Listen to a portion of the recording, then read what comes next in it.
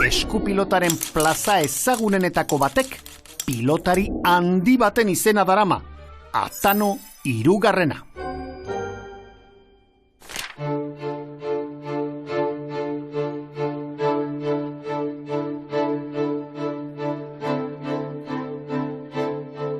Juan Mari Juaristi, Atano hirugarrenaren biloba. Atano hirugarrena izan da pilotari handienen artean handienetariko bat, ezta? Bai,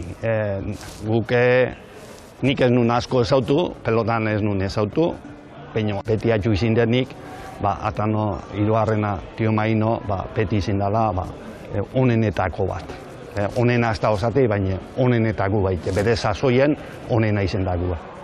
Zure kasuan orduan, pilota familia kontua da, ez familiako tradizio bat? Nire kasun bai, nik umetatik peloti dana, gure etxin dana peloti izan. Beti laundu izin dit Atano tarra, eta horrek beti bultzin indit alde batetik, baina beste batzuten pixkat responsabilidaire bai.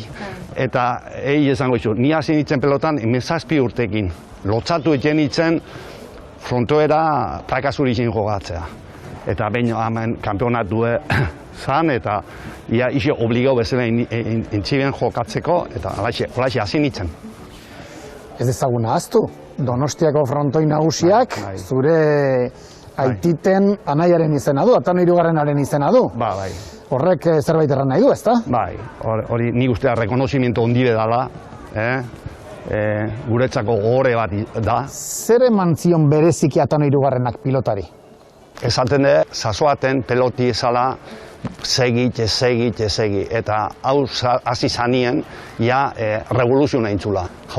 Ikusite partiu nola luziek eta askotan aspergarrizek, honek eman zion beste saltza bat. Eta fisikoki zerbait berezia zeukan, ala? Fisikoki potentoen bertzun edo? Bai, etzan alturez ondixe, baina esan nervizio dune. Batiz bat esango nuke nervizuna parte zuzena, eta gero zan inteligentia. Orduan ez zeukan aurkaririk? Azizan pelotan 16 urtegin profesional, azpikin. Orduan etzan kampionatoik.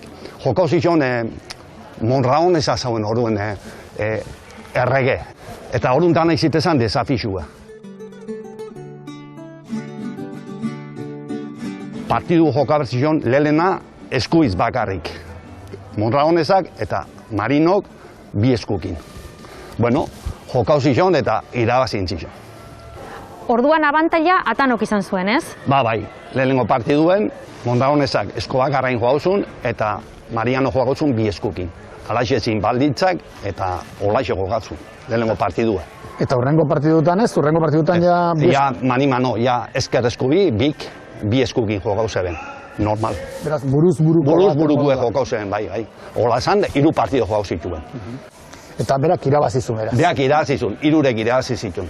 Kontutan izan behar dugu, ordurartekoak desafioak zirela. Gerora etorri ziren txapelketak. Noiz izan zen lehenengo buruz-burukoa? Lehena 1940ko urtien. Jokauzun txikitu iraetan kontra, eta, lehenengo partido ofiziala oruntxe irabazizun.